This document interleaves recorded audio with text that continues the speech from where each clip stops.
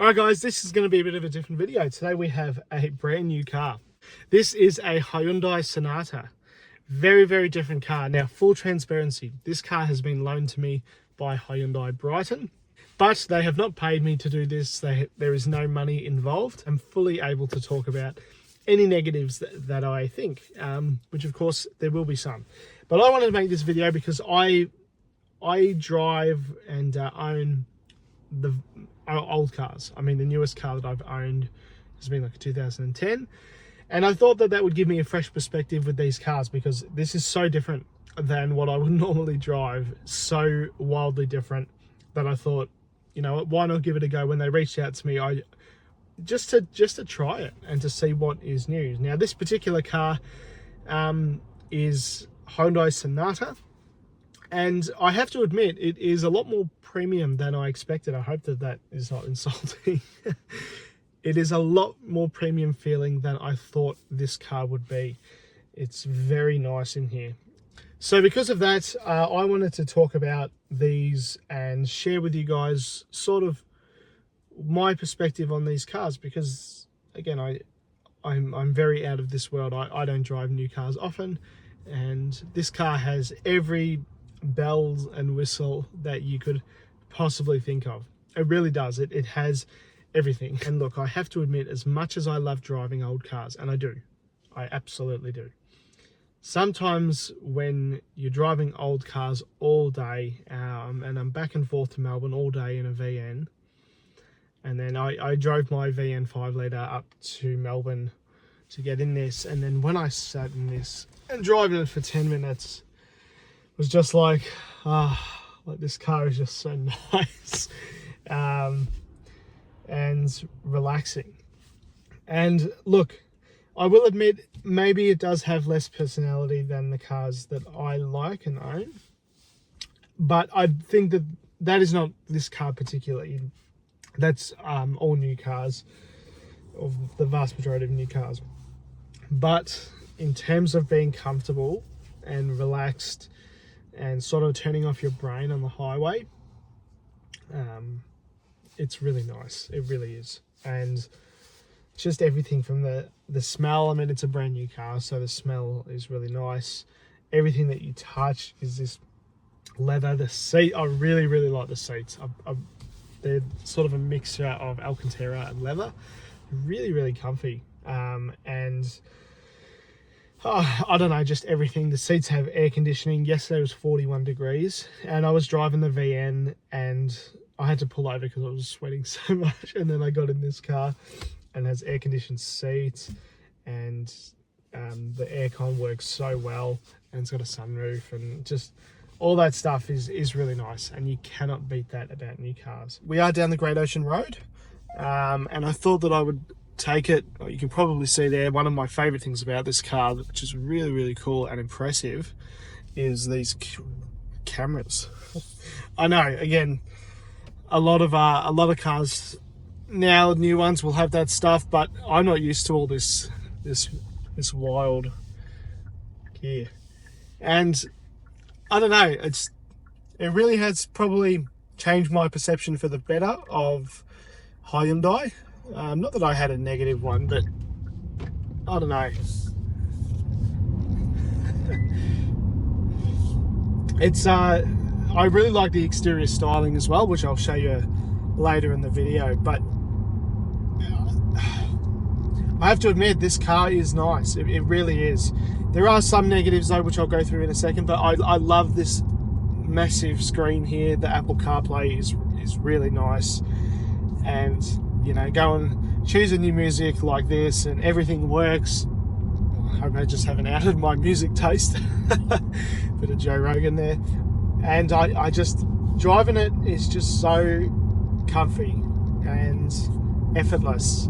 That's probably the best way to describe it. Actually, here's our famous Great Ocean Road sign.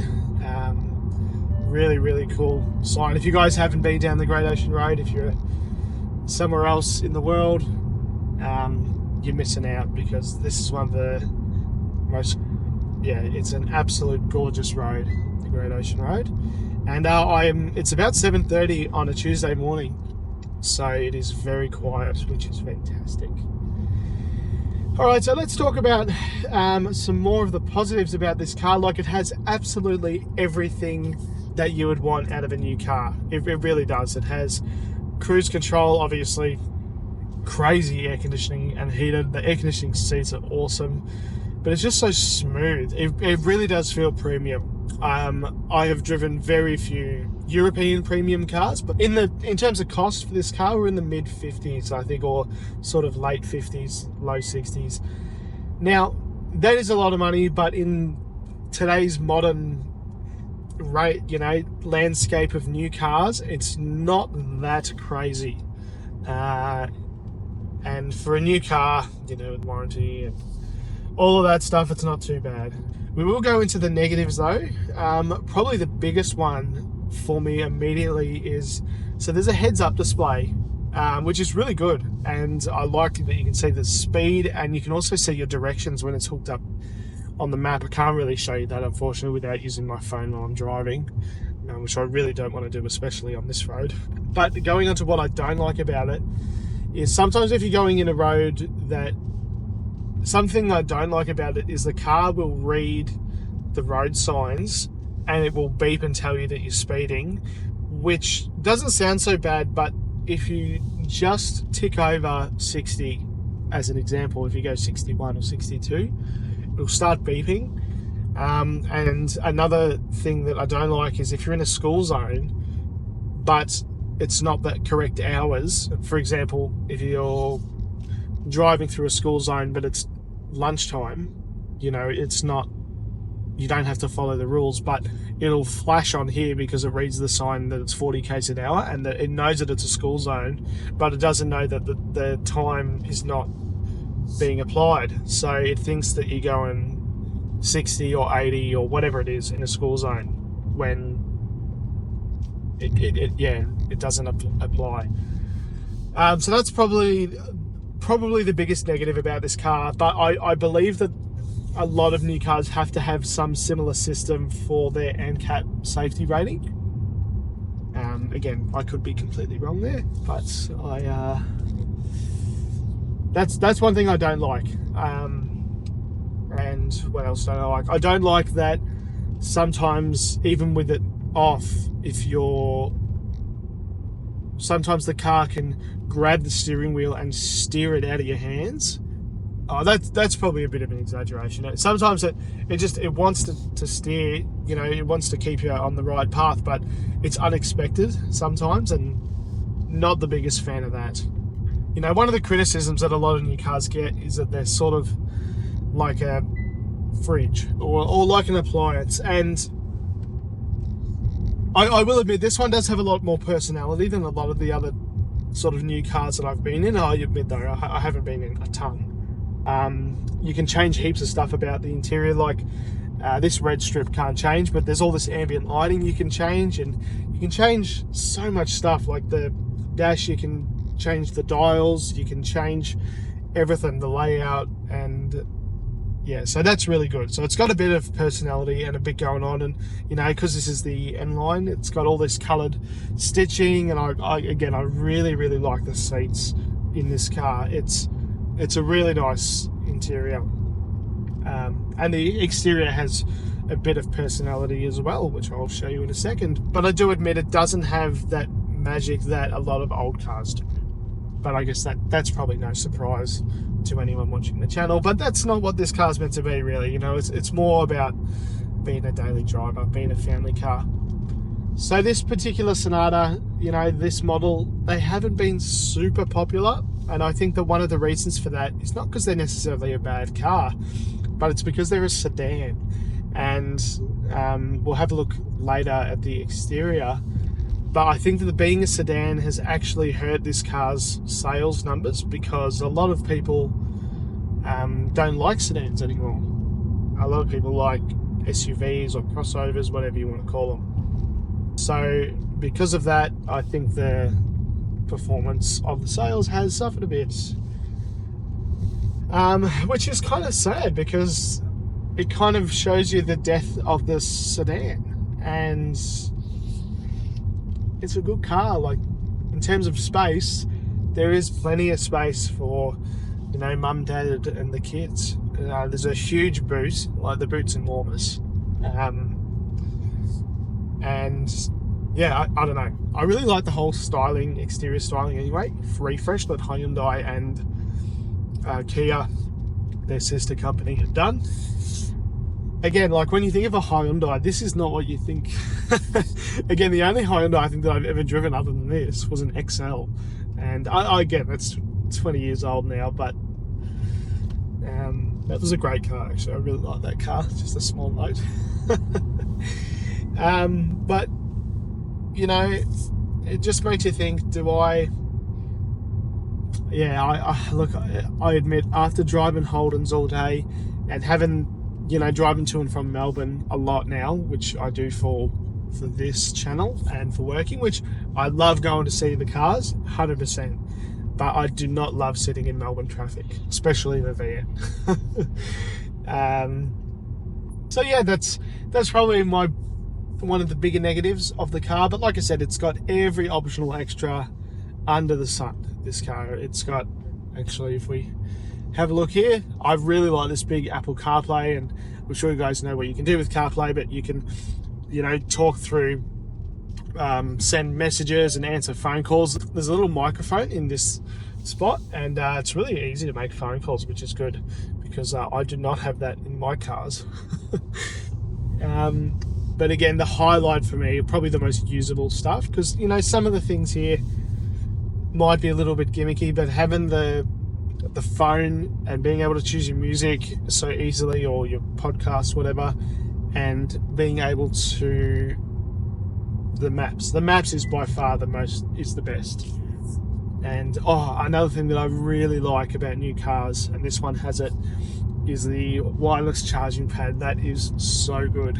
That is really, really good, because as a it sounds so cringe saying it loud, but as a like content creator or YouTuber, whatever you want to call me, I run my phone flat by like 1 o'clock every day. So I'm always charging my phone, and having a car where I can just so easily charge it, because, you know, my charge port gets so well used and it's getting a bit funny now and all that, and just having that there is so good. It really, really is.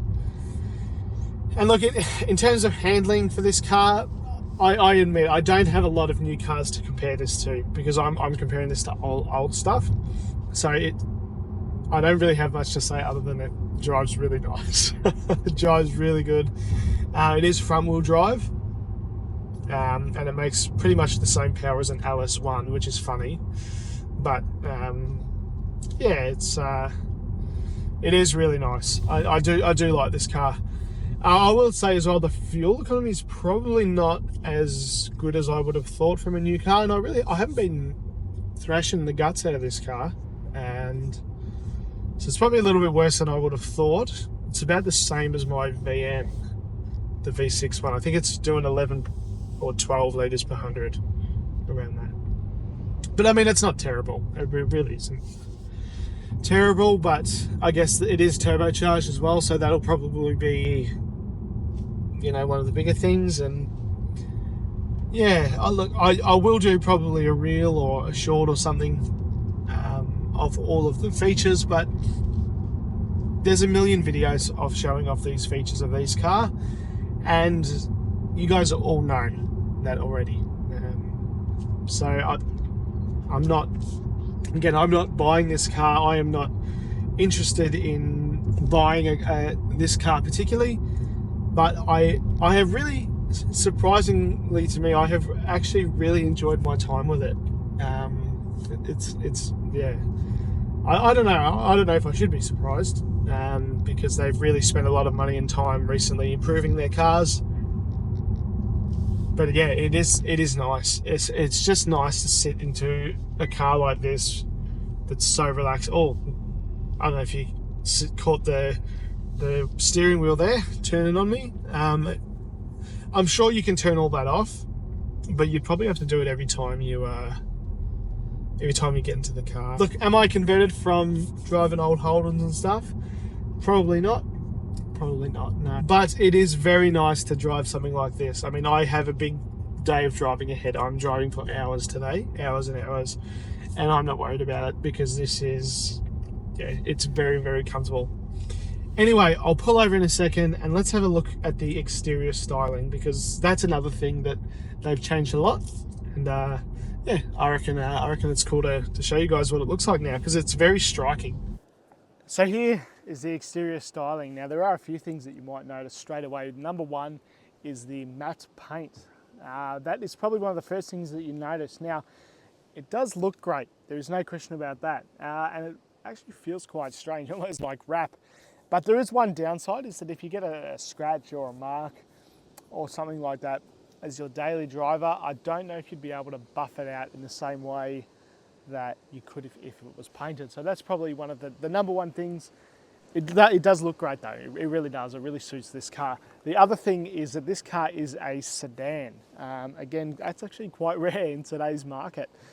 You know, everything else is SUVs and crossovers, and I like the sedan, I really do. And again, the boot on this car is really big, but I really want to talk about the styling, because that's probably the biggest delta between this and a lot of the older Hyundais, and it's not what you think.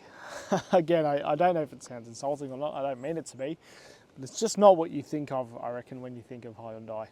I think this is especially true back here. If we have open the boot, I'll tell you what, my VN Commodore certainly doesn't do that, but it's enormous back here. It really is very big. It's a lot bigger than you might think.